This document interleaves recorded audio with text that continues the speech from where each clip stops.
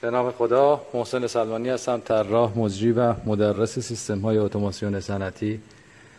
تابلویی که ملاحظه می‌کنید یک سیستم کنترلی یک دستگاه برش ورق هست و توری هست که دو تا مود کنترلی ما تو این قرار دادیم. یک مود دستی هست که توسط مود دستی میتونیم عقب و جلو کنیم و سرعت رو وارد کنیم، مثلا سرعت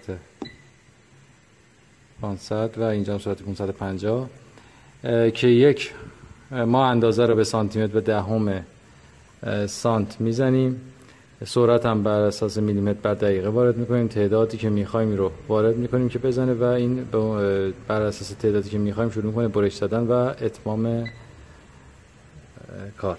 و یه حالت دیگه هم اینه که به صورت یک ضرب این شروع کنه بر اساس این برش تعداد بخواد بزنه. که توقف موقت هم داریم که هر زمانی که بخوایم همون لحظه پاز میشه این و توقف موقت داره. در حالت دستی تعداد 10 تا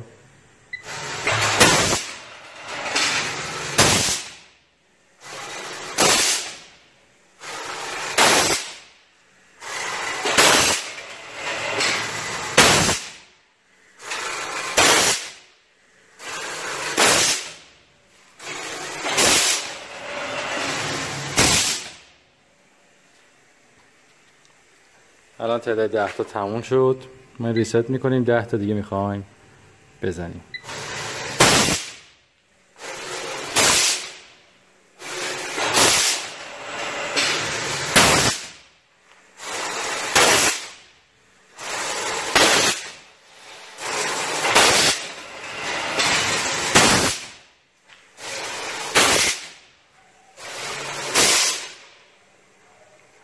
ده تا دیگه تمام.